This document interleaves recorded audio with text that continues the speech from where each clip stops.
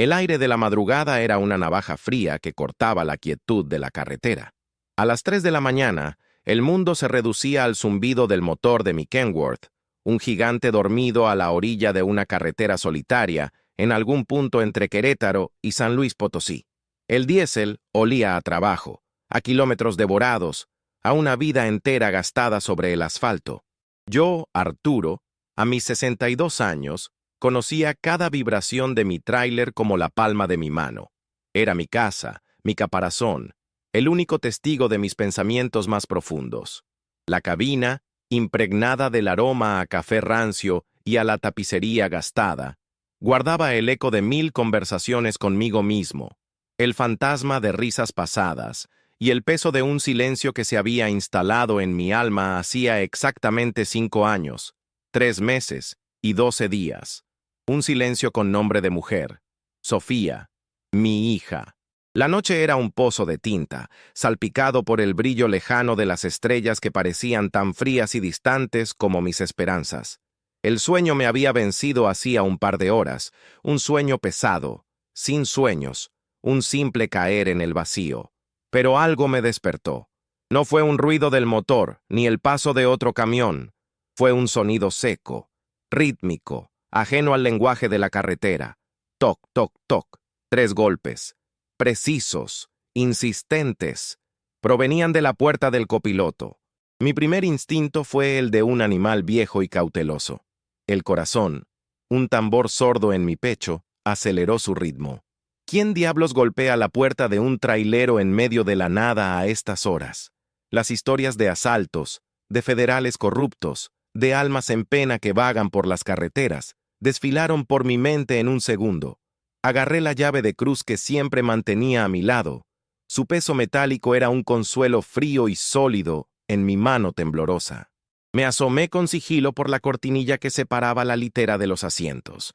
La oscuridad afuera era casi total, apenas violada por la débil luz de la luna que se filtraba entre las nubes. Toc, toc, toc. Otra vez. Más fuerte. Con una urgencia que me erizó la piel. No podía ser un ladrón. Harían menos ruido, romperían un cristal. No podía ser la policía. Usarían las sirenas, los altavoces. Esto era diferente. Era personal. Con el pulso martillando en mis sienes, me moví lentamente hacia el asiento del conductor, la llave de cruz en alto. Activé la pequeña luz interior de la cabina, una luz amarillenta y triste que apenas iluminaba el polvo flotando en el aire. Miré por el espejo retrovisor lateral, pero el ángulo no me permitía ver quién estaba allí. Solo la inmensa negrura del campo y la cinta gris de la carretera. Tomé una respiración profunda. El aire olía a miedo y a la tierra mojada de un sereno reciente. «Ya voy», gruñí, mi voz ronca por el desuso y el sueño. Me estiré sobre los asientos y, con un movimiento rápido, quité el seguro de la puerta del copiloto. No la abrí del todo, solo lo suficiente para crear una rendija, un espacio para que la verdad o el peligro se asomara. Y entonces la vi. O, mejor dicho, vi una silueta recortada contra la noche. Una figura delgada, no muy alta, envuelta en algo que parecía una cobija raída. El viento helado de la madrugada se coló en la cabina, trayendo consigo el olor a campo abierto y a algo más, algo indefinible, un perfume de nostalgia y de imposible. La figura no se movió, no dijo nada, solo se quedó ahí, esperando. «¿Qué se te ofrece?», pregunté, tratando de que mi voz sonara firme, la voz de un hombre que ha visto de todo y no le teme a nada, aunque por dentro fuera un manojo de nervios. La figura levantó una mano y empujó la puerta lentamente. La luz amarillenta de la cabina se derramó sobre ella, iluminando primero unos zapatos gastados, luego unos jeans rotos en las rodillas, la cobija que la cubría y finalmente su rostro. El mundo se detuvo. El zumbido del motor se desvaneció. El latido de mi corazón se quedó suspendido en un silencio absoluto. La llave de cruz se me resbaló de los dedos y cayó al suelo con un estruendo metálico que pareció romper el tejido mismo de la realidad. Frente a mí, con los ojos más tristes que jamás había visto, con el cabello oscuro enredado por el viento y los labios pálidos y temblorosos, estaba mi hija, Sofía, la misma cara de óvalo, la misma nariz pequeña, la misma cicatriz casi invisible sobre la ceja izquierda, recuerdo de una caída en bicicleta cuando tenía 7 años. Pero no podía ser. Sofía estaba muerta. Hacía 5 años. La habíamos enterrado en el Panteón de Dolores, en una tarde gris y lluviosa que había prometido no acabar nunca. Yo mismo había cargado su ataúd, había visto cómo la tierra cubría la madera pulida. Había llorado sobre su lápida hasta que mis lágrimas se secaron y solo quedó un desierto en mi pecho. «¿Papá?», susurró, y esa voz fue la que me quebró. Era la misma voz que me pedía que le contara un cuento antes de dormir. La misma que me gritó, «¡Te odio!», en una pelea de adolescentes. La misma que me dijo, «Te quiero, papi», la última vez que hablamos por teléfono. Era ella. Era su voz, pero teñida de un cansancio y una pena que no le correspondían a una chica de 23 años. «No, no puede ser», balbuceé, retrocediendo en mi asiento, golpeándome la cabeza contra la ventanilla del conductor. «Tú no eres real. Eres un sueño. Una pesadilla».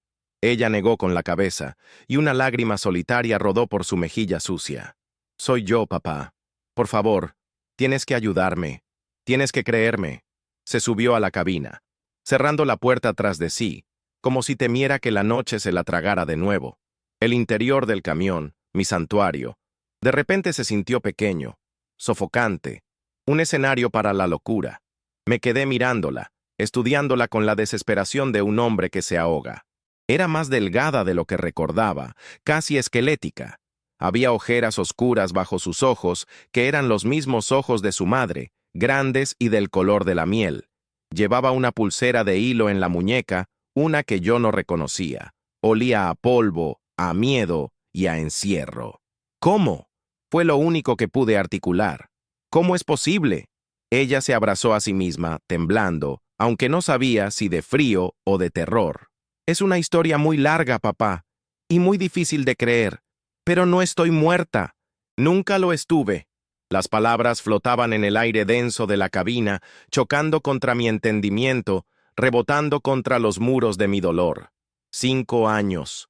5 años de visitar un cementerio, de hablarle a una piedra fría, de celebrar sus cumpleaños con un vaso de tequila y un corazón roto.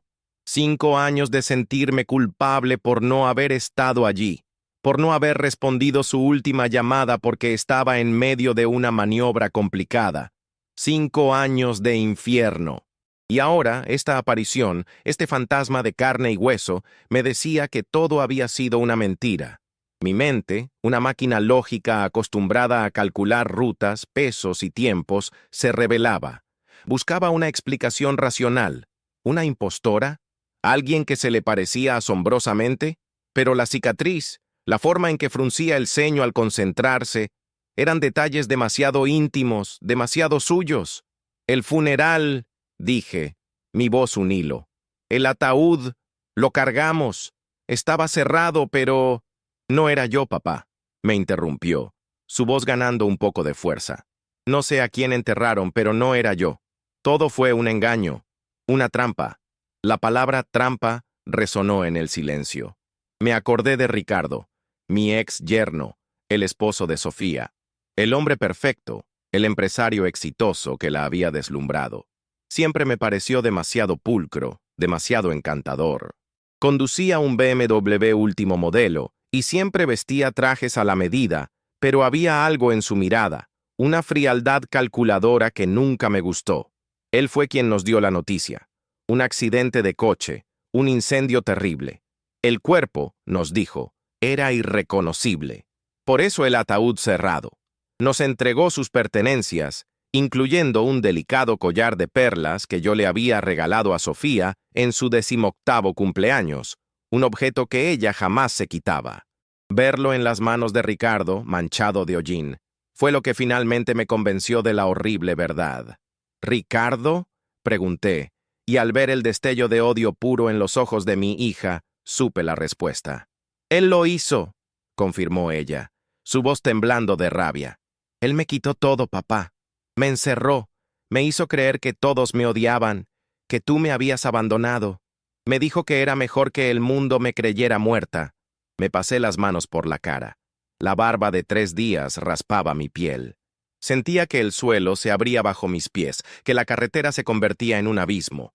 Mi hija, mi pequeña Sophie, a quien le había enseñado a andar en bicicleta y a quien le leía cuentos de piratas y tesoros, había estado viva todo este tiempo, sufriendo, sola.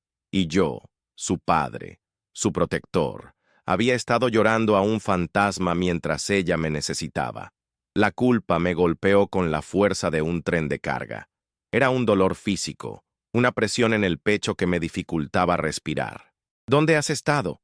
¿Por qué ahora? Ella respiró hondo, como si se preparara para sumergirse en aguas profundas y oscuras. Estuve encerrada, primero en una casa en el Ajusco, después me llevaron a otros lugares. No siempre sabía dónde estaba. Había gente vigilándome. Me drogaban a veces, para mantenerme dócil. Su relato era fragmentado, un rompecabezas de horror que mi mente se negaba a armar. Logré escapar hace 2 días. Una de las cuidadoras, una mujer mayor, se compadeció de mí. Me dio algo de dinero y me dejó ir durante su turno. He estado caminando, pidiendo aventones, tratando de encontrarte.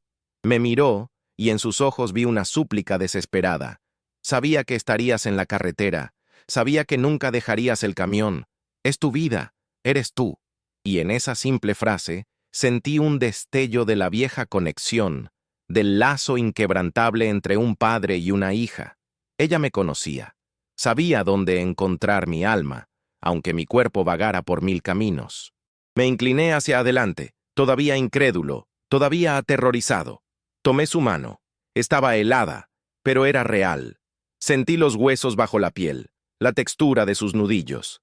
Era la mano que había sostenido cuando cruzábamos la calle, la mano que había apretado la mía durante el funeral de su madre. Era la mano de mi hija. Las lágrimas que pensé que se habían secado para siempre comenzaron a brotar de mis ojos, calientes y amargas. Lloré sin hacer ruido, con el cuerpo sacudido por sollozos silenciosos. Lloré por los años perdidos, por el dolor que ella había soportado, por mi propia ceguera. Ella también lloró, apoyando su cabeza en mi hombro, su cuerpo finalmente relajándose, como si hubiera estado conteniendo la respiración durante 5 largos años. Nos quedamos así, 2 náufragos aferrados el uno al otro en la pequeña cabina de un camión, mientras la noche comenzaba a ceder lentamente ante la primera y tímida luz del amanecer.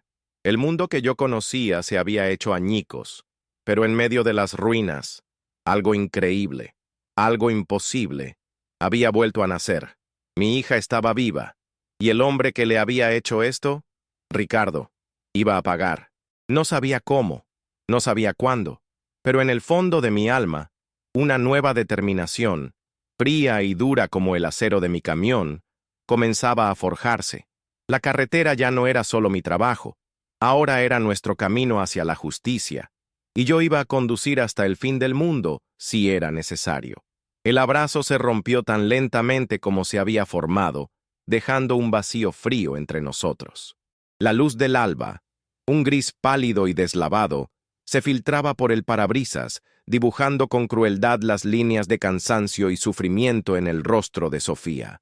Era ella, sí, pero era una versión erosionada, como una fotografía dejada al sol durante demasiado tiempo.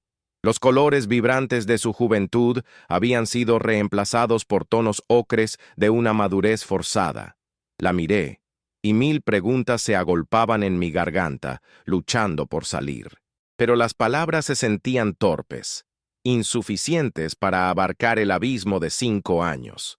¿Tienes hambre?, le pregunté, mi voz todavía rasposa. Era una pregunta estúpida, una pregunta de padre, la única que se me ocurrió para anclarme a la realidad, para empezar a reconstruir el mundo desde lo más básico. Ella asintió débilmente, sus ojos fijos en los míos, como si temiera que si parpadeaba, yo desaparecería. Encendí la pequeña estufa de gas que tenía en la cabina y puse a calentar agua para un café y una sopa instantánea. Mientras el agua hervía, el silencio volvió a instalarse, pero ya no era el silencio vacío de la soledad, sino uno lleno de pensamientos no dichos, de miedos y de una esperanza tan frágil que temía que pudiera romperse con una palabra equivocada. Ella observaba cada uno de mis movimientos con una intensidad que me incomodaba. Era la mirada de alguien que ha sido privado de la normalidad, para quien un simple acto como preparar un café es un milagro. Le pasé la taza humeante y ella la tomó con ambas manos, absorbiendo el calor. ¿Cómo me encontraste? Logré preguntar. Quiero decir, aquí en medio de la nada. Ella tomó un sorbo de café antes de hablar. Recordaba tus rutas, las que hacías con más frecuencia. La 57, siempre decías que era la columna vertebral del país. Y recordaba tus paradas. Los restaurantes, las pensiones, los lugares donde te gustaba descansar. La mujer que me ayudó a escapar me dejó cerca de una central de autobuses en la Ciudad de México. Tomé un camión hacia Querétaro y empecé a caminar hacia el norte, preguntando en cada paradero, en cada gasolinera. Mostraba una foto tuya que logré sacar de la casa antes de irme. Metió la mano en el bolsillo de su pantalón y sacó una pequeña fotografía doblada y gastada. Era una foto de nosotros dos, tomada en la graduación de su preparatoria.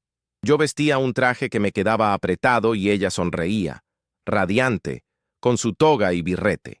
Le decía a la gente que eras mi padre, que nos habíamos separado y que necesitaba encontrarte. Algunos me miraban raro, otros me ignoraban, pero un viejo trailero, en un lugar llamado El Cachanilla, te reconoció. Me dijo que a veces te parabas por esta zona a pasar la noche. Así que caminé. Caminé durante horas, en la oscuridad, mirando cada tráiler estacionado en el acotamiento. Y entonces vi el tuyo. Reconocí la calcomanía del águila en la puerta.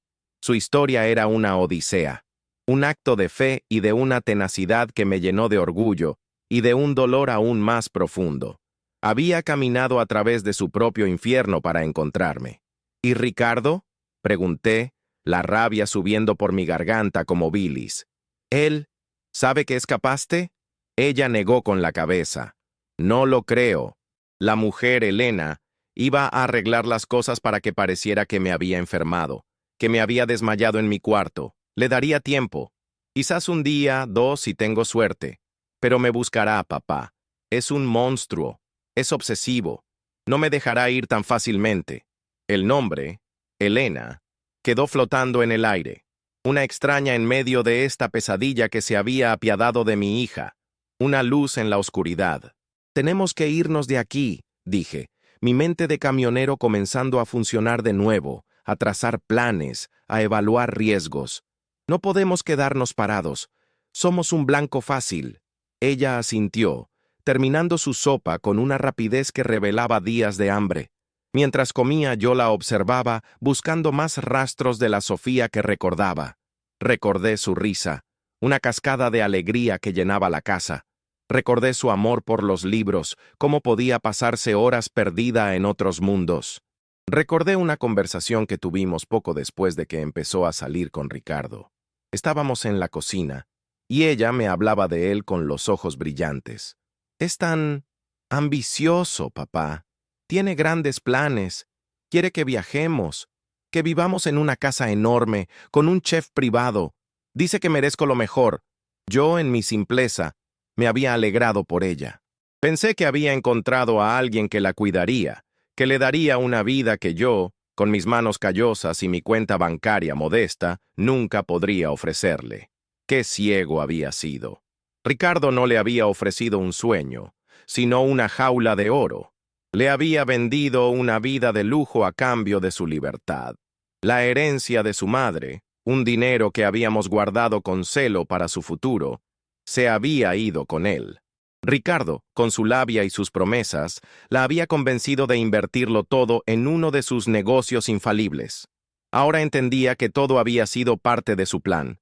Aislarla, controlarla, apoderarse de todo lo que era suyo. «Papá», la voz de Sofía me sacó de mis pensamientos. «¿Qué vamos a hacer?» La pregunta era directa, y la respuesta definiría el resto de nuestras vidas. Ya no era solo un trailero transportando mercancía. Ahora mi carga era mi propia hija, y mi destino era su seguridad y la justicia que le habían robado. Primero vamos a desaparecer, le dije, mi voz firme. Vamos a tomar caminos que ni los federales conocen. Conozco este país como la palma de mi mano.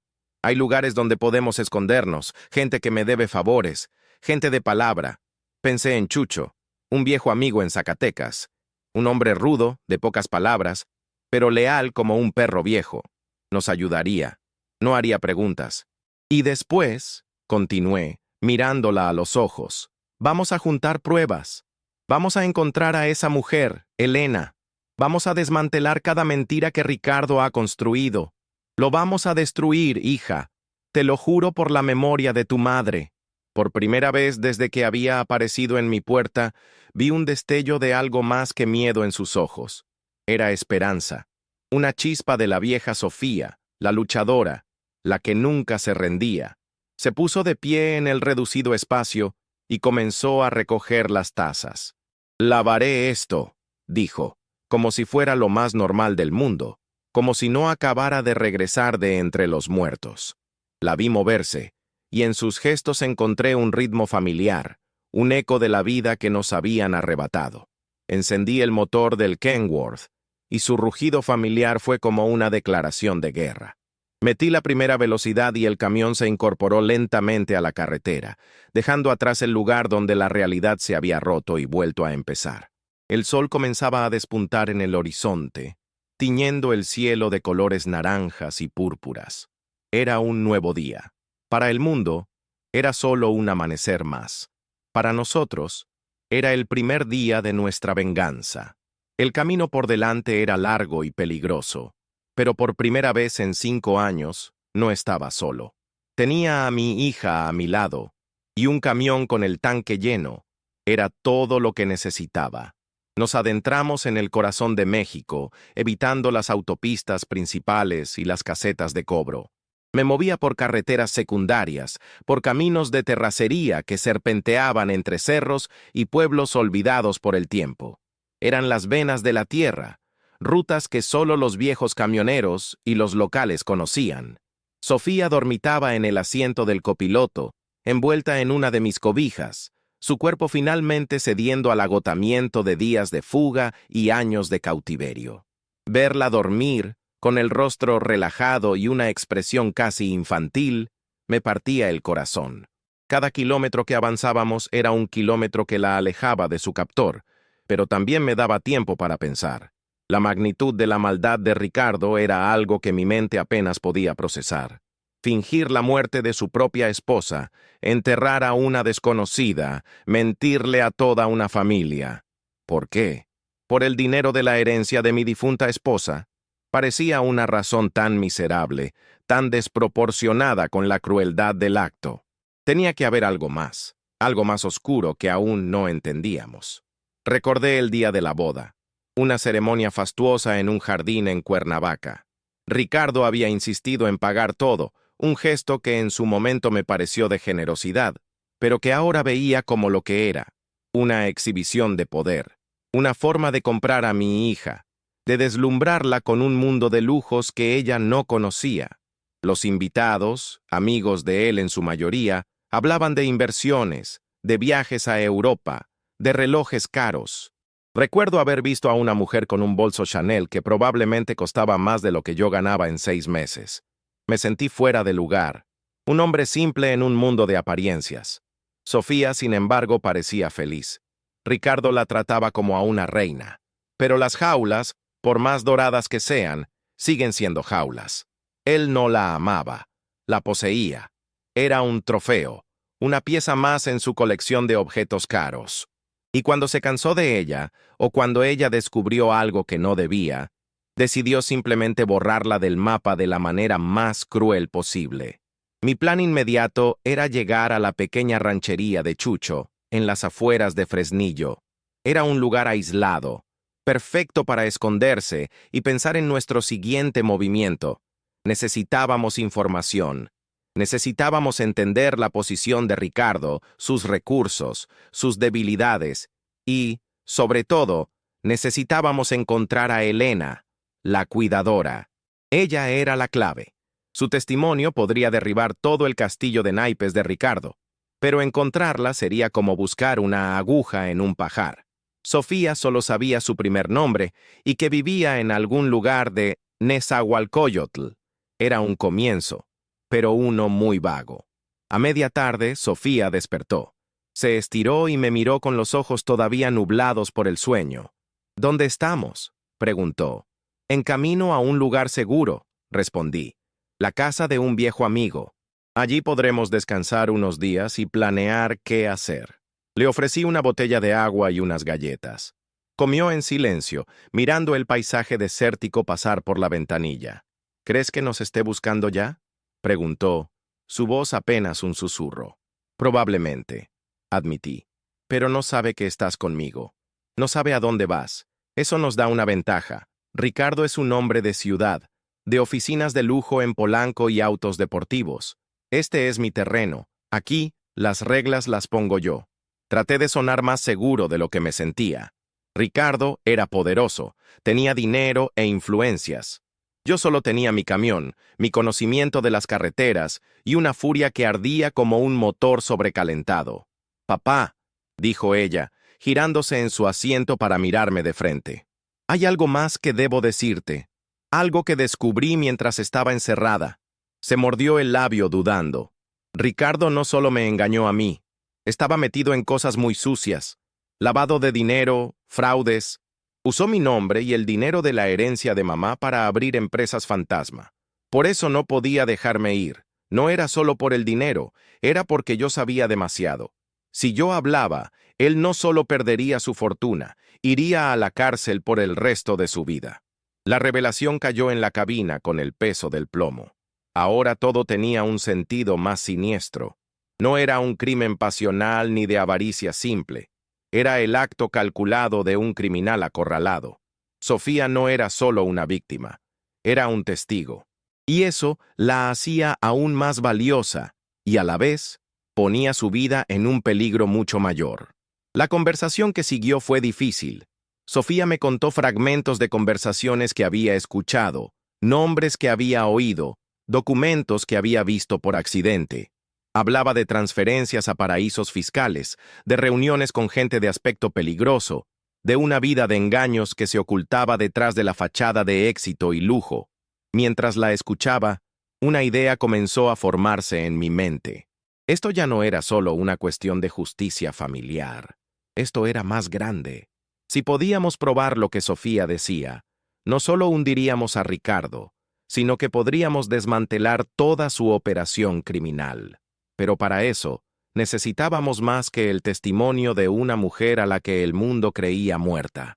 Necesitábamos pruebas contundentes, documentos, registros bancarios, algo que los abogados y los jueces no pudieran ignorar. Había una caja fuerte en su estudio, dijo Sofía de repente, como si un recuerdo acabara de desbloquearse. Detrás de un cuadro, siempre la mantenía cerrada. Una vez, lo vi guardando unos papeles ahí. Estaba muy nervioso. Creo que ahí guarda lo importante. Una caja fuerte. En la casa que compartían, la misma casa donde él probablemente seguía viviendo, disfrutando de su libertad y su dinero robado. Entrar ahí era una locura, un suicidio.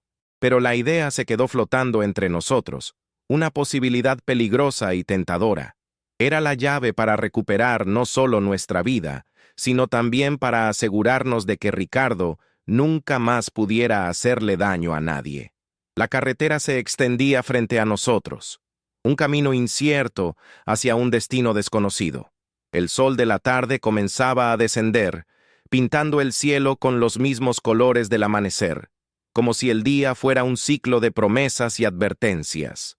El viaje apenas comenzaba, y yo sabía, con una certeza que me helaba los huesos, que antes de que terminara, tendríamos que enfrentarnos a la oscuridad más profunda, una oscuridad que se escondía detrás de una sonrisa encantadora y trajes de diseñador. Llegamos al rancho de Chucho al anochecer, un conjunto de construcciones modestas de adobe y lámina, rodeado por un paisaje árido y silencioso donde solo crecían nopales y la desconfianza. Chucho, Un hombre curtido por el sol y los años nos recibió en la puerta de su casa con una escopeta en la mano y una expresión que no distinguía entre amigos y enemigos. Pero al reconocerme, su rostro agrietado se relajó en algo parecido a una sonrisa. «Arturo, cabrón, pensé que te había tragado la carretera», dijo. Su voz una lija. Bajó la escopeta. «Pásale. Y esa muchacha tiene tus ojos». No hizo más preguntas. Chucho era de esa clase de hombres que entienden que hay historias que no necesitan ser contadas, solo respetadas. Nos ofreció su pequeña casa de huéspedes, un cuarto limpio con 2 camas, un baño y la promesa de que nadie nos encontraría allí. Por primera vez en días, Sofía pareció relajarse de verdad. Se dio una ducha larga y se puso ropa limpia que la esposa de Chucho, una mujer menuda y silenciosa llamada María, le había ofrecido. Esa noche, mientras Sofía dormía un sueño profundo y sin pesadillas, Chucho y yo nos sentamos afuera, bajo un cielo tan lleno de estrellas que parecía un mar de diamantes. Le conté todo: la aparición de Sofía, la traición de Ricardo, el encierro, el escape. Chucho escuchó en silencio, fumando un cigarro tras otro, sus ojos fijos en la oscuridad. Cuando terminé, se quedó callado por un largo rato. «Hay hombres que nacen con el alma podrida», dijo finalmente. «Ese yerno tuyo es uno de ellos. El dinero corrompe, pero a algunos nomás les revela lo que ya eran». Me ofreció su ayuda, sin condiciones. Mi gente puede averiguar cosas en la ciudad, sin hacer mucho ruido, ver qué se sabe de ese cabrón, si anda buscando a alguien. En cuanto a la muchacha, aquí puede quedarse el tiempo que necesite. Nadie la va a venir a buscar a este pinche desierto. Los siguientes días en el rancho fueron un bálsamo, un respiro en medio de la tormenta. Sofía ayudaba a María en la cocina, aprendiendo a hacer tortillas de harina y a cuidar de las gallinas. El color volvía a sus mejillas, y a veces, cuando creía que nadie la veía, la descubría sonriendo. Eran sonrisas pequeñas, frágiles, pero eran un comienzo. Por mi parte, ayudaba a Chucho con las reparaciones de su vieja camioneta y a arreglar cercas. El trabajo físico me mantenía la mente ocupada, pero por las noches, la rabia y la necesidad de actuar volvían. No podíamos escondernos para siempre. Cada día que pasaba era un día más de libertad para Ricardo. Una tarde, Chucho recibió una llamada en su teléfono satelital, el único medio de comunicación en ese rincón perdido. Era uno de sus contactos en la Ciudad de México. La información era escasa, pero alarmante. Ricardo había puesto a gente a buscar a una mujer. No usaba el nombre de Sofía, sino una descripción. Y lo más preocupante, había ofrecido una recompensa muy grande. También había visitado una prestigiosa clínica en Houston un par de veces en los últimos años, viajes que disfrazaba como de negocios. La mención de Houston nos heló la sangre. ¿Sería uno de los lugares donde la tuvo encerrada? ¿Un sitio con más seguridad, más profesional para mantenerla controlada? La red de Ricardo era más amplia y sofisticada de lo que habíamos imaginado. La noticia nos sacó de nuestro letargo. El peligro se estaba acercando. «Tenemos que movernos», le dije a Sofía esa noche. «Y tenemos que decidir qué vamos a hacer. No podemos seguir huyendo». Nos sentamos a la mesa de la cocina, con una lámpara de aceite lanzando sombras danzantes en la pared. Desplegué un viejo mapa de carreteras de la República Mexicana. «Tenemos 2 opciones», dije, mi dedo trazando una línea desde Zacatecas hasta la capital. «O intentamos encontrar a Elena, la cuidadora, con la poca información que tenemos. O vamos por las pruebas. Vamos a la casa de Ricardo». Sofía me miró, sus ojos reflejando la llama de la lámpara. El miedo estaba allí, pero también una nueva determinación. «Elena es nuestra mejor oportunidad de tener un testigo creíble», dijo ella, su voz sorprendentemente firme. «Pero encontrarla en esa es casi imposible. Y si la gente de Ricardo la encuentra primero...» No terminó la frase. No hacía falta. «La caja fuerte», continuó. «Si los documentos siguen ahí, eso es irrefutable. Es nuestra mejor carta. Pero también es la más peligrosa». Discutimos durante horas, sopesando los riesgos. Volver a la Ciudad de México era meterse en la boca del lobo. La casa de Ricardo seguramente estaría vigilada. Pero la idea de tener en nuestras manos las pruebas que lo destruirían era demasiado poderosa. Era la diferencia entre vivir mirando por encima del hombro el resto de nuestras vidas o ser libres de verdad. «Yo puedo entrar», dijo Sofía. «Conozco la casa. Conozco sus rutinas. Sé cuando no está. Los viernes por la noche siempre juega al póker con sus amigos en un club privado. No vuelve hasta la madrugada». «De ninguna manera», repliqué al instante. «No voy a dejar que te acerques a ese monstruo. Si te atrapa, no me atrapará», insistió. «Tú me esperarás cerca, en el camión. Si algo sale mal, me voy. Pero tengo que hacerlo yo, papá. Es mi pelea. Me robó 5 años de mi vida. Me lo debe». Sus palabras me dolieron, pero entendí su necesidad. No se trataba solo de justicia, se trataba de recuperar el control, de dejar de ser una víctima. Verla así, decidida y valiente, me hizo darme cuenta de que la niña que yo recordaba se había ido. En su lugar había una mujer forjada en el fuego, una sobreviviente. Acepté, con el corazón en un puño. Chucho nos ayudó a trazar un plan. Nos daría su camioneta, menos llamativa que mi tráiler. Yo la conduciría hasta un punto cercano a la colonia donde vivía Ricardo, en las lomas de Chapultepec, un mundo de mansiones y seguridad privada que contrastaba brutalmente con el rancho polvoriento que ahora nos cobijaba. Sofía entraría, iría directamente al estudio, abriría la caja fuerte. Recordaba la combinación, una fecha importante para Ricardo que él, en su arrogancia, creía que nadie más conocía, y saldría con los documentos. Parecía simple en el papel, pero ambos sabíamos que 1000 cosas podían salir mal. 2 días después, nos despedimos de Chucho y María. María abrazó a Sofía con la ternura de una madre y le metió un escapulario en el bolsillo. «Que la Virgencita te cuide», le susurró. Chucho me dio un apretón de manos y me pasó una pequeña pistola. «Más vale tenerla y no necesitarla, que necesitarla y no tenerla», dijo con su parquedad habitual. No me gustaban las armas, pero la tomé. El frío metal en mi mano era un recordatorio de lo que estaba en juego. Dejamos mi Kenworth bien escondido en uno de los graneros de Chucho y partimos hacia el sur en la vieja camioneta Ford. El viaje fue tenso, cargado de un silencio pesado. Sofía repasaba el plano de la casa en su mente, y yo memorizaba las calles de la ciudad, planeando rutas de escape. Al caer la noche del viernes, ya estábamos en la Ciudad de México, el monstruo de asfalto y luces que amenazaba con devorarnos. Nos estacionamos a 3 calles de la casa de Ricardo, en un lugar oscuro desde donde podíamos ver la entrada principal. La casa era una fortaleza moderna, con altos muros y cámaras de seguridad. A las 9 en punto, como Sofía había predicho, un lujoso Mercedes-Benz negro salió de la cochera. Era él. No pude verle la cara, pero sentí su presencia, una mancha de maldad en la noche. Esperamos 1 hora más para asegurarnos de que no volvería. Luego, llegó el momento. «¿Lista?», le pregunté, mi voz apenas un susurro. Ella asintió, su rostro pálido pero resuelto. Se puso una gorra y una sudadera oscura. Antes de bajar me miró. «Te quiero, papá. Y yo a ti, mija, con toda mi alma. Ten mucho cuidado». La vi caminar por la acera, una sombra moviéndose con propósito hacia la casa que había sido su prisión y su hogar. Desapareció en la oscuridad de un jardín lateral. Y entonces comenzó la espera. Los minutos se estiraron, convirtiéndose en horas.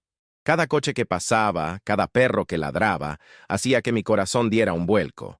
Apreté el volante con tanta fuerza que mis nudillos se pusieron blancos. Tenía la pistola de Chucho en el asiento a mi lado. Rogué a todos los santos que conocía. Le recé a mi difunta esposa, pidiéndole que cuidara a nuestra hija desde donde estuviera. El tiempo se había detenido. Mi universo entero se había reducido a esa calle oscura y a la silueta de una casa que contenía mi mayor tesoro y mi peor pesadilla. El reloj en el tablero de la camioneta marcaba la 1:15 de la mañana.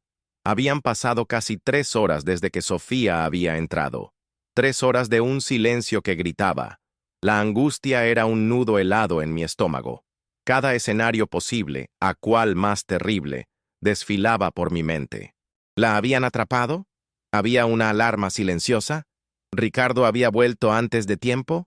Estaba a punto de bajarme, de hacer una locura, cuando mi teléfono, un viejo celular de prepago que habíamos comprado, vibró. Era un mensaje de Sofía. Salgo en 5, lado norte. El alivio fue tan intenso que me dejó sin aliento. Arranqué la camioneta y conduje lentamente, sin encender las luces, hasta la esquina que me había indicado. Y entonces, la vi. Salió de entre unas sombras, corriendo, con una mochila negra en la espalda. Abrió la puerta y se metió de un salto. ¡Vámonos!, jadeó con la cara pálida y los ojos desorbitados por la adrenalina. No necesité que me lo dijera 2 veces. Pisé el acelerador y la vieja Ford respondió con un rugido. Nos alejamos de allí, perdiéndonos en el laberinto de calles de la ciudad dormida. No hablamos hasta que estuvimos en la autopista, en dirección a Querétaro, dejando atrás el resplandor de la capital. ¿Lo tienes?, pregunté finalmente, sin apartar la vista de la carretera. Ella asintió, abriendo la mochila. Dentro había varias carpetas llenas de documentos, estados de cuenta bancarios de paraísos fiscales, actas constitutivas de empresas fantasma, contratos fraudulentos, y algo más, un pequeño diario de piel. Era de él, dijo Sofía. Parece que le gustaba apuntar sus negocios, con nombres, fechas, cantidades. Es más de lo que esperábamos, papá. Esto no solo lo hunde a él. Hay gente muy poderosa implicada. La euforia de nuestro éxito se vio atenuada por la gravedad del descubrimiento. Esto ya no era una venganza personal. Nos habíamos topado con una red de corrupción que iba mucho más allá de Ricardo. Éramos 2 personas comunes contra un sistema podrido y peligroso. Teníamos la dinamita, pero no sabíamos cómo ni dónde encender la mecha sin que la explosión nos alcanzara a nosotros. ¿Y ahora qué?, preguntó Sofía, su voz reflejando mi propia incertidumbre. Ahora, dije, tomando una decisión. Necesitamos un abogado, pero no cualquiera. Necesitamos a alguien de confianza, alguien valiente, alguien a quien el dinero de esa gente no pueda comprar. Y solo había una persona en la que podía pensar. Un viejo amigo de la familia, un hombre que se había retirado hacía años, asqueado precisamente por la corrupción del sistema. El licenciado Matías Robles. Vivía en San Miguel de Allende, llevando una vida tranquila, dedicado a sus libros y a su jardín. Era nuestra única esperanza. Cambié de rumbo, dirigiéndonos hacia el corazón colonial de Guanajuato. Mientras conducía, Sofía empezó a leer en voz alta algunos de los pasajes del diario de Ricardo. La frialdad con la que describía sus crímenes era escalofriante. Hablaba de personas como si fueran peones en un tablero de ajedrez, de millones de dólares como si fueran centavos. Y entonces, Sofía se quedó callada. ¿Qué pasa?, le pregunté. Hay una entrada sobre el accidente, dijo con voz temblorosa. Describe cómo compró un cuerpo de una mujer no identificada en la morgue, cómo pagó a los peritos para falsificar el informe, cómo preparó todo para que pareciera un incendio accidental, y cómo te vio en el funeral. Escribe que disfrutó viendo tu dolor. Tuve que orillar la camioneta. El odio que sentí en ese momento fue tan puro y tan intenso que me cegó. Golpeé el volante una y otra vez, un grito ahogado saliendo de mi garganta.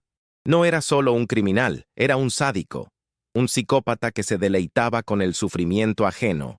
Sofía puso una mano en mi hombro. Ya casi termina, papá. Lo vamos a hacer pagar por todo. Sus palabras, su fortaleza, me anclaron de nuevo. Tenía razón. No era momento para la rabia ciega, sino para la justicia fría y calculada. Volví a la carretera, con los ojos ardiendo, pero con la determinación más afilada que nunca. El sol comenzó a salir, iluminando los campos del Bajío. El amanecer nos encontraba huyendo de nuevo, pero esta vez no corríamos en la oscuridad. Llevábamos la verdad con nosotros. Una luz que, esperábamos, fuera lo suficientemente potente como para quemar todas las sombras. Llegamos a San Miguel de Allende al mediodía. La ciudad, con sus calles empedradas y sus fachadas de colores, parecía un oasis de paz en medio de nuestro caos. Encontrar la casa del licenciado Robles no fue difícil. Era una hermosa casona colonial, con un patio lleno de bugambillas y el sonido de una fuente. Un hombre mayor, de cabello blanco y ojos inteligentes, nos abrió la puerta. Era Matías. Al principio no me reconoció, pero cuando le dije mi nombre, sus ojos se abrieron de par en par. Arturo, por Dios, ¿qué te ha pasado? Pareces un fantasma. Y cuando vio a Sofía detrás de mí, su rostro se transformó en una máscara de pura incredulidad. No, no puede ser. Sofía nos hizo pasar a su estudio, una habitación enorme con las paredes cubiertas de libros del suelo al techo. Olía a papel viejo y a verdad. Durante las siguientes horas, le contamos todo. Desplegamos los documentos sobre su escritorio de caoba. Matías escuchaba, leía, asentía, su rostro volviéndose más y más sombrío con cada palabra, con cada prueba. Cuando terminamos, se recargó en su sillón de cuero y se quedó en silencio por un largo rato, mirando por la ventana. En mis 40 años de carrera, dijo finalmente, su voz grave, he visto la peor escoria de la humanidad, asesinos, violadores, corruptos, pero esto es de una maldad de otro nivel. Esto es metástico. Se levantó y caminó por el estudio. Lo que tienen aquí es una bomba atómica. Como bien dicen, no solo acaba con su exyerno, salpica a empresarios, a políticos, a gente que haría cualquier cosa para que esto no salga a la luz. Nos advirtió de los riesgos. Ir a las autoridades podría ser un suicidio. No sabíamos quién estaba en la nómina de esa gente. Podrían hacer desaparecer las pruebas, y a nosotros con ellas. Necesitamos una estrategia, dijo Matías, sus ojos brillando con una energía que desmentía su edad. No podemos atacar de frente. Tenemos que ser más listos. Tenemos que crear una situación en la que no tengan más remedio que caer. El plan que Matías ideó era brillante en su simpleza y audacia. No usaríamos el sistema judicial, al menos no al principio. Usaríamos el arma más temida por los corruptos, la opinión pública. Hay una periodista, dijo Matías. Carmen Velasco, es una de las pocas que quedan con integridad, incorruptible. La conozco desde que era una niña. Si le llevamos esto, ella sabrá qué hacer.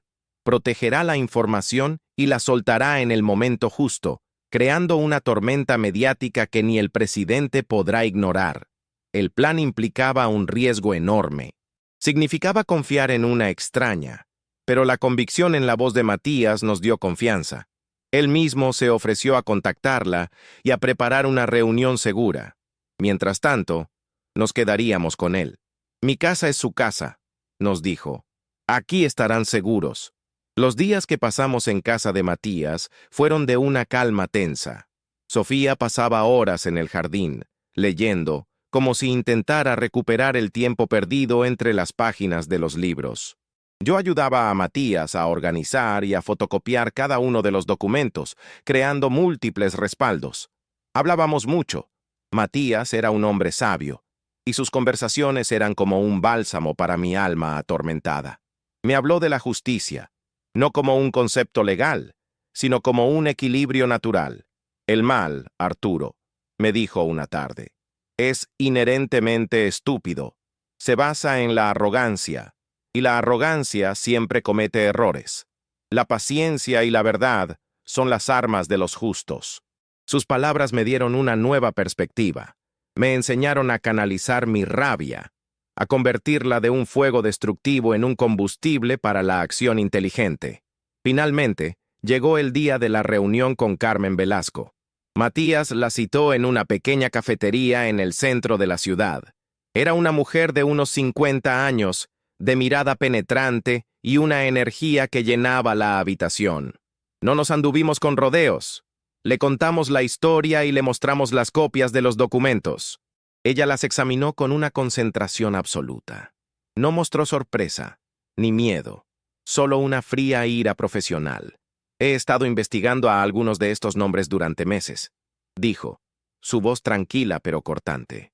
pero siempre llegaba a un callejón sin salida. Me faltaba la pieza que conectaba todo. Ustedes me la han traído. Aceptó tomar el caso, pero nos puso una condición. Teníamos que desaparecer por completo hasta que ella diera la señal. Cuando esta historia explote, sus vidas correrán un peligro extremo. Ricardo y su gente se volverán locos tratando de encontrarlos para silenciarlos. Necesito que se conviertan en fantasmas. Le dimos los originales. Era nuestro acto de fe final. Carmen nos aseguró que los pondría en un lugar seguro, una bóveda bancaria en el extranjero. Nos dio un teléfono encriptado. Cuando esto suene, dijo, será porque el mundo ya lo sabe todo. Hasta entonces, cuídense mucho. Esa misma noche, nos despedimos de Matías. El abrazo que le di fue el de un hermano. Había salvado nuestras vidas de más formas de las que podía contar. Vayan con Dios, nos dijo. ¿A dónde irán?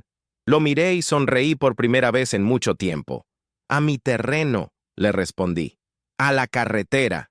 Volvimos al rancho de Chucho para recoger mi Kenworth. Nuestro plan era simple. Nos mantendríamos en movimiento constante, viviendo en el camión, cambiando de estado cada 2 días, usando solo efectivo, sin dejar rastro.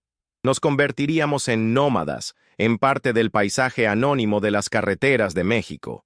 Los siguientes 2 meses fueron un borrón de asfalto y paisajes cambiantes. Cruzamos el país de norte a sur, de este a oeste. Vivimos en la cabina de mi tráiler, comiendo en fondas de carretera, durmiendo en parajes solitarios. Fue un tiempo extraño. A pesar del peligro y la incertidumbre, fue un tiempo de sanación. Sofía y yo hablamos como nunca antes. Le conté historias de su madre, de mi juventud. Ella me contó de sus sueños, de la persona que quería ser antes de que Ricardo se la arrebatara. Redescubrimos el lazo que nos unía, un lazo que ni la muerte fingida ni los años de separación habían podido romper. A veces, en las noches estrelladas del desierto de Sonora o en las húmedas selvas de Chiapas, la veía mirar el teléfono encriptado. La espera era una tortura, pero también una promesa. Una mañana, mientras tomábamos café en un mirador con vistas a las barrancas del Cobre, en Chihuahua, el teléfono sonó. El corazón se me detuvo. Sofía lo contestó, con la mano temblorosa. Puso el altavoz. Era la voz de Carmen Velasco. «Enciendan la radio», dijo. «O la televisión, o miren internet». Ya empezó. Sintonizamos las noticias en la pequeña radio del camión. Y entonces lo escuchamos. Un locutor, con la voz cargada de incredulidad y escándalo, estaba leyendo los titulares del reportaje de Carmen, que había sido publicado simultáneamente en varios medios nacionales e internacionales. El cartel de los cuellos blancos, fraude, corrupción y una muerte fingida. La historia estaba ahí, con todos los detalles, con facsímiles de los documentos, con los nombres de los implicados. Y en el centro de todo, la increíble historia de Sofía, la mujer que había vuelto de la muerte para exponerlos. La bomba había estallado. Durante las siguientes horas y días, el país entero se vio sacudido por el escándalo. Las detenciones comenzaron a sucederse. Empresarios, políticos, funcionarios. La red comenzó a desmoronarse. Ricardo, por supuesto, fue el primero en caer. Vimos en las noticias las imágenes de su arresto, saliendo de su mansión, con el rostro desencajado por la sorpresa y la furia. Al ver su cara, no sentí la alegría de la venganza. Solo sentí una especie de paz, de cierre. El monstruo había sido enjaulado. Matías nos llamó para decirnos que Elena, la cuidadora, se había presentado voluntariamente a las autoridades al ver las noticias, corroborando cada detalle de la historia de Sofía. El caso era sólido como una roca. Unas semanas después, cuando el polvo se había asentado un poco, recibimos otra llamada. Era de la Fiscalía Especial que se había formado para el caso. Nos pedían que nos presentáramos a declarar. El testimonio de Sofía era la pieza final del rompecabezas. Por primera vez en meses, condujimos sin miedo, sin mirar por el espejo retrovisor. Nos dirigimos a la Ciudad de México, no como fugitivos, sino como testigos, como supervivientes. El día que Sofía entró en el juzgado, lo hizo con la cabeza en alto. Yo la esperé afuera, en el pasillo. Cuando salió, horas después, estaba llorando, pero no eran lágrimas de tristeza, eran lágrimas de liberación. Se acabó, papá, me dijo, abrazándome. Se acabó de verdad. La vida después de la tormenta fue extraña. Tuvimos que acostumbrarnos de nuevo a la normalidad, a no vivir en estado de alerta constante. La herencia de mi esposa, junto con una parte de los activos recuperados de Ricardo, nos fue devuelta. No era una fortuna, pero era suficiente para empezar de nuevo. Sofía decidió estudiar Derecho. Quiero ayudar a gente que ha pasado por lo que yo pasé, me dijo. Quiero ser la voz de los que no la tienen. Yo volví a mi camión, a la carretera, pero ya no era una huida de mis fantasmas. Ahora, cada viaje era una celebración de la vida. A menudo, Sofía me acompañaba en sus vacaciones, sentada en el asiento del copiloto, como cuando era niña. Habíamos recuperado los años perdidos. Le habíamos ganado la partida a la oscuridad. Una tarde, un año después del juicio, estábamos sentados en el porche de la pequeña casa que habíamos comprado en un pueblo tranquilo, cerca de un lago. El sol se ponía, pintando el agua de colores dorados. Sofía leía un libro, y yo simplemente miraba el horizonte. Pensaba en todo lo que habíamos pasado. En la noche, el miedo, la huida, la lucha. Pensé en la lealtad de amigos como Chucho y Matías, en la valentía de mujeres como Elena y Carmen, y sobre todo, en la increíble fortaleza de mi hija. Ella levantó la vista de su libro y me sonrió. ¿En qué piensas, papá? En que la vida es como una carretera, le respondí. A veces hay curvas peligrosas, a veces hay baches que te sacuden hasta el alma, a veces te pierdes en la oscuridad, pero si sigues conduciendo, si no te rindes, al final, siempre vuelve a salir el sol. Y en ese momento, con mi hija a mi lado y la paz en mi corazón, supe que había llegado al final de mi ruta más difícil. Había llegado a casa. Gracias por llegar hasta el final de esta reflexión. Si estás leyendo esto, quiero que sepas que no estás solo. Ahora, te invito a un momento de calma. Voy a compartir una oración, no importa tu religión, sino tu fe. Una oración pensada para ayudarte, para abrazar a todos los que en silencio luchan, sienten, esperan. Solo cierra los ojos un instante y deja que estas palabras te acompañen. Ten fe, todo va a estar bien. Orar, encenderse por dentro. Hay dolores que nadie ve, dolores que no gritan, no sangran, pero pesan como un velo sobre los hombros. Esos que uno carga en silencio, tratando de entender, de seguir, de soportar. Pero hay un momento, y yo he estado ahí varias veces, en que el esfuerzo cansa. La mente se rinde, y algo dentro de uno se arrodilla, no por debilidad, sino por verdad. Es en ese instante cuando la oración comienza, o mejor dicho, aparece. No esa hecha con palabras bonitas o promesas apresuradas, sino la que brota de un lugar tan profundo que ni siquiera tiene nombre, como un susurro del alma diciendo, ya no puedo sola. Orar, descubrir, no es pedir, es recordar. Recordar quiénes somos cuando el ego se aquieta. Recordar que la vida también hay un late centro en en nosotros invisible. donde todo descansa. Y que, aunque por fuera todo parezca derrumbarse, ese centro permanece. A veces, orar es simplemente cerrar los ojos y recogerse como una flor que siente el frío de la noche. Es permitir que una presencia suave nos envuelva. No como magia, sino como sustento. Como quien dice sin prisa, aquí estoy, incluso ahora. La oración o la súplica no cambia el mundo, pero cambia a quien ora. No evita los dolores, pero transforma la forma en que atravesamos cada uno de ellos. Nos da una mirada más tierna, un corazón menos endurecido, un paso más firme, incluso en la oscuridad. Es como si, por un instante, el alma flotara por encima del tiempo y regresara al cuerpo con más paz. No una paz ruidosa, sino esa que solo quien ha pasado por el caos puede reconocer. Orar es afinar la escucha. La mente se calla y la intuición despierta. Las respuestas no siempre vienen en palabras. A veces son solo percepciones, toques sutiles, un calor en el pecho. La oración ilumina lo que estaba turbio, deshace nudos que ni sabíamos que teníamos. Y lo más bonito es que no tiene que ser complicado. Orar es hablar con Dios, con el universo, con esa inteligencia amorosa que nos habita y nos envuelve, incluso cuando lo olvidamos. Y no tiene que sonar bonito. No necesitas saber rezar. No necesitas entender nada sobre la fe. Puede ser un desahogo en la ducha, una lágrima en la almohada, una frase susurrada antes de dormir. Cuídame. Puede ser incluso el silencio, cuando el dolor es tan profundo que no salen palabras. Dios entiende todo eso. El universo escucha lo que el corazón no sabe decir. No hay una forma correcta. Hay presencia. Y cada vez que nos permitimos ese encuentro, aunque sea sin ritual, aunque sea sin certeza, es oración. Es tan simple, tan al alcance. Orar es solo recordar que no estamos solos. Y entonces, un día, sin darnos cuenta, nos volvemos oración.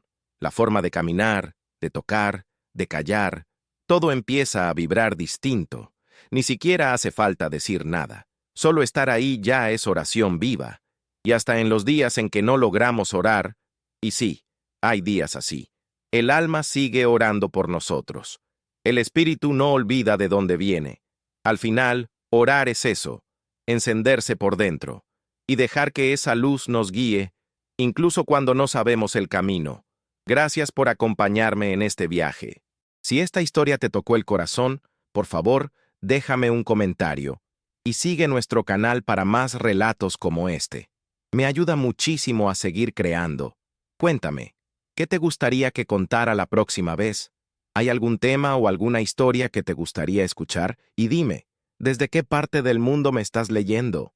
Me encanta saber de ustedes. Como un pequeño gesto de agradecimiento por su apoyo, les he dejado algunas recetas de tés relajantes y postres sin azúcar en el primer comentario fijado. Son pequeñas cosas que nos pueden dar un momento de paz en el día a día. Que Dios los proteja a todos.